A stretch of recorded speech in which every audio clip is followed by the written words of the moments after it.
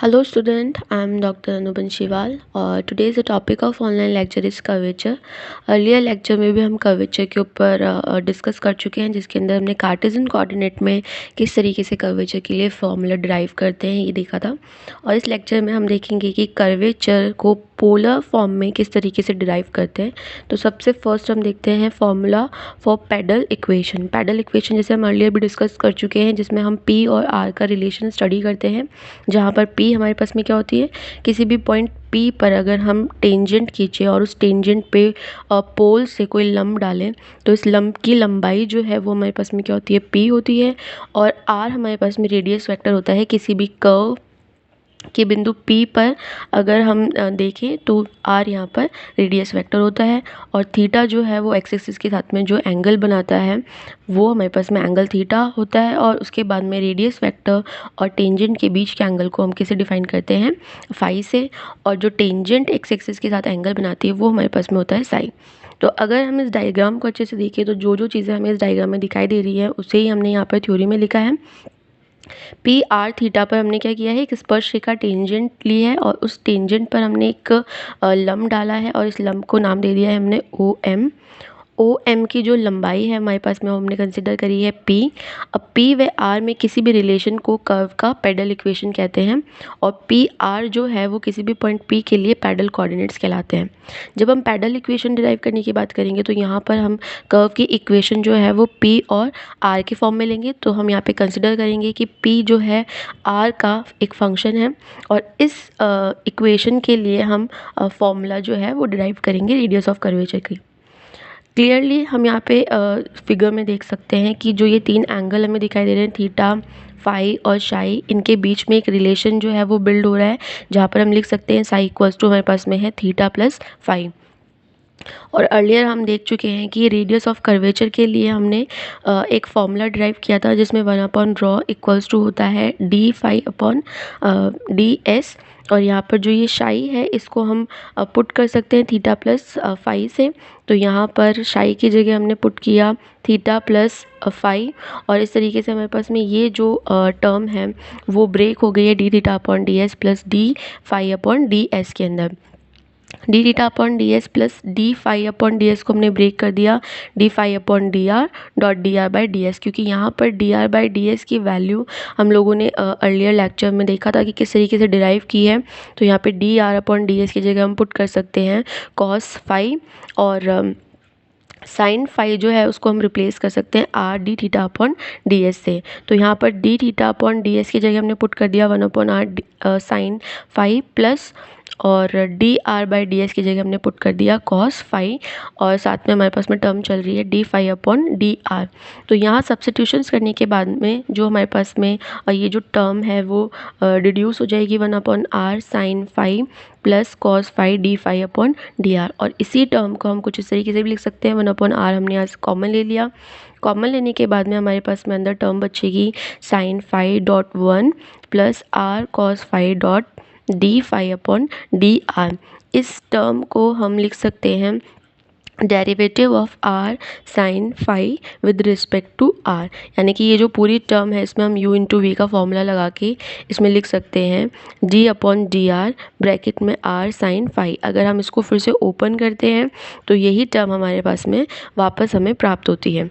तो 1/r d upon D R r sine phi equals to यहाँ पर are sine phi की जगह हमने पुट किया है पी। ये रिलेशन हम पढ़ चुके हैं ऑलरेडी और इसको हमने डिराइव करना भी सीखा है। तो P equals to R sine phi वाले रिलेशन का हमने यहाँ यूज़ किया है।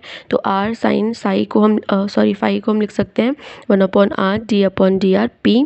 और इस तरीके से यहाँ से हम रॉ का मान निकाल सकते हैं, रॉ यानी कि radius of curvature. Rho equals to हमारे पास में हो जाएगा R D R by D P.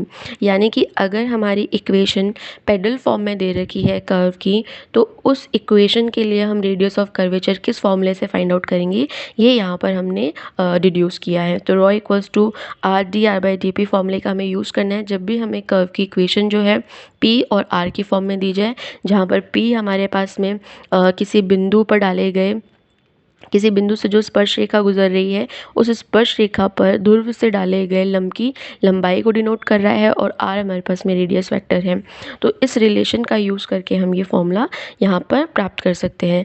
इसके बाद में नेक्स्ट, अगर हमारे पास में इक्वेशन जो है आर और थीटा की फॉर्म में दी जाए, अगर पोलर इक्वेशन में हमें कर्व दे रखा है तो R equals to F theta के किसी बिंदु पर हम किस तरीके से radius of curvature find out करते हैं।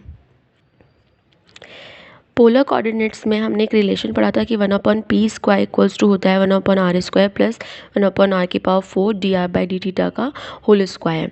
इस रिलेशन का यूज़ करके हम पोलर इक्वेशन के लिए रेडियस ऑफ कर्वेचर का फॉर्मूला जो है वो एस्टेब्लिश करेंगे। तो यहाँ पर इस जो इक्वेशन का यूज़ करके हमने क्या किया है, इसका आर के रिस्पेक्ट में डिफ्रेंशिएशन किया और डिफ्रेंशिएशन करने के बाद में हमें क्या प्राप्त होता है 1/p²। 1/p² का जब हम डिफ्रेंशिएशन करेंगे तो हमें टर्म मिलेगी -2/p³ और p का विद रिस्पेक्ट टू r करेंगे तो dp/dr इक्वल्स टू 1/r² का डिफ्रेंशिएशन हो जाएगा -2/r³ माइनस, अब यहाँ पर दो टर्म है, इनका दो अलग अलग u इंटू वी वाले फॉर्मूले से हम इनका डिफ्रेंशिएशन करेंगे। तो सबसे पहले dr/d θ का होल स्क्वायर को कांस्टेंट रखेंगे और 1/r⁴ का डिफ्रेंशिएशन करेंगे। तो यहाँ 1/r⁴ का डिफ्रेंशिएशन हो जाएगा 4/r⁵ और dr/d θ का होल स्क्वायर यहाँ पे कांस्टेंट हो जाएगा। इसके बाद में 1/r⁴ को कांस्टेंट करेंगे और dr/d θ के होल स्क्वायर का डिफ्रेंशिएशन करेंगे। तो सबसे पहले पावर को सॉल्व करेंगे तो 2dr/d θ, dr/d θ का डिफ्रेंशिएशन करेंगे d2r/d θ square and d θ/dr। ये हमारे पास में इस टर्म के लिए डिफ्रेंशिएशन हो गया। अब यहाँ पे dr/d θ और d θ/dr आपस में क्या हो जाएंगे, कैंसिल आउट हो जाएंगे। तो हमारे पास में जो इक्वेशन बचेगी वो कुछ इस फॉर्म में होगी -2/p³ dp/dr equals to -2/r³ -4/r⁵ dr/d θ का whole square plus 2/r⁴ d2r/d θ square. Left hand side और राइट हैंड साइड दोनों तरफ के पार्ट्स में जो भी टर्म्स हमारे पास में कॉमन है उनको हम कैंसिल कर देंगे। तो कैंसिल करने के बाद में हमारे पास में जो टर्म है वो हमें प्राप्त होगी dp/dr इक्वल्स टू, ये जो p³ है इसको हम राइट हैंड साइड में ले जाएंगे तो p³ r⁵ जो है इस पूरी टर्म में से हम कॉमन ले लेंगे। p³ r⁵ बाहर आ जाएगा और अंदर हमारे पास में टर्म बचेगी r² प्लस 2 dr/d θ का whole square minus r d2r/d θ का स्क्वायर। यहाँ पर रॉ इक्वल्स टू, अभी हमने रिलेशन पढ़ा है पेडल इक्वेशन के लिए। रॉ इक्वल्स टू हमारे पास में होता है r dr/dp और यहाँ पर हमने dp/dr की वैल्यू फाइंड आउट कर ली है।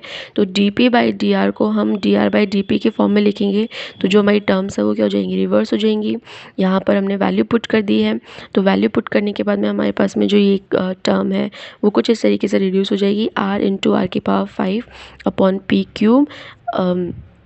अपॉन r² प्लस 2 dr/d θ का whole square minus r d2r/d θ का स्क्वायर। यहाँ पर अगर हम थोड़ा सा टर्म्स को शफल करें, उनको सॉल्व आउट करें तो कुछ इस तरीके का रिलेशन हमें प्राप्त होगा r⁶ और यहाँ पर ये p की जगह हम यहाँ पुट करेंगे ये वाला relation 1/p² equals to 1/r² plus r⁴ dr/d θ का होल स्क्वायर। तो यहाँ पर p को हमने रिप्लेस कर दिया है इस टर्म से, क्योंकि जो हमें रेडियस ऑफ कर्वेचर का फॉर्मूला है वो आर और थीटा की फॉर्म में चाहिए, बिकॉज हम पोलर कोऑर्डिनेट्स की बात कर रहे हैं और पोलर कोऑर्डिनेट्स के अंदर जो हमारी टर्म्स होती हैं वो आर और थीटा की फॉर्म में होती है। जो हमारी कर्व की इक्वेशन होती है वो भी आर और थीटा की फॉर्म में होती है। तो उसी फॉर्म के लिए जब हमें रेडियस ऑफ कर्वेचर का फॉर्मूला निकालना है तो हम यही कोशिश करेंगे कि पूरी जो टर्म है उसके अंदर सिर्फ आर और थीटा की ही टर्म है। तो यहाँ जो ये पी की टर्म हमें दिखाई दे रही है, इस पी की टर्म को हम यहाँ पे रिप्लेस कर देंगे इन फॉर्म ऑफ आर और थीटा। तो जैसे हमने पी की यहाँ पे वैल्यू रखी तो हमारा जो एक्सप्रेशन है कुछ इस फॉर्म में रिड्यूस हो जाएगा r⁶ 1/r² plus 1/r⁴ dr/d θ का स्क्वायर इसकी power 3/2 upon r² plus 2r dr/d θ का whole square minus r d2r/d θ का होल स्क्वायर। तो फाइनल जो हमें फॉर्मूला रेडियस ऑफ कर्वेचर के लिए प्राप्त होगा वो कुछ इस फॉर्म में होगा r² प्लस dr/d θ का होल स्क्वायर इसकी whole power 3/2 upon r² plus 2 dr/d θ का whole square minus r d2r/d θ का होल स्क्वायर। अगर इसको थोड़ा सा सिंप्लीफाई करना चाहें तो हम यहाँ कंसिडर कर सकते हैं D R by D theta को हम कोई टर्म R1 कंसिडर कर सकते हैं और D2R upon D theta square को हम R2 टर्म से कंसिडर करके रिप्लेस कर सकते हैं। तो हमारा जो फॉर्मूला है कुछ सिंपल फॉर्म में इस तरीके से रिड्यूस हो जाएगा, आर स्क्वायर प्लस R1 का स्क्वायर इसकी power 3/2 upon R square plus 2R1 का स्क्वायर माइनस R2। तो यहाँ हमने देखा कि किस तरीके से एक पोलर इक्वेशन के लिए हमने रेडियस ऑफ कर्वेचर का फॉर्मूला जो है वो एस्टेब्लिश किया है। और जब भी हमारी इक्वेशन पोलर फॉर्म यानी कि in the form of R और थीटा अगर दी गई है और वहाँ हमें radius of curvature find out करना है तो हमें इस फॉर्मूले का यूज़ करना है। और अगर हमारी इक्वेशन जो है वो पेडल फॉर्म में दे रखी है यानी कि आर और पी की फॉर्म में दे रखी है तो उसके लिए हमारे पास में जो अर्लियर फॉर्मूला हमने एस्टेब्लिश किया था उसका यूज़ करना है। तो ये जो दो डेरिवेशन है इनका यूज़ करके हम फर्दर जो एग्जाम्पल है पेडल इक्वेशन और पोलर इक्वेशन के लिए वो सॉल्व करेंगे। Thank you.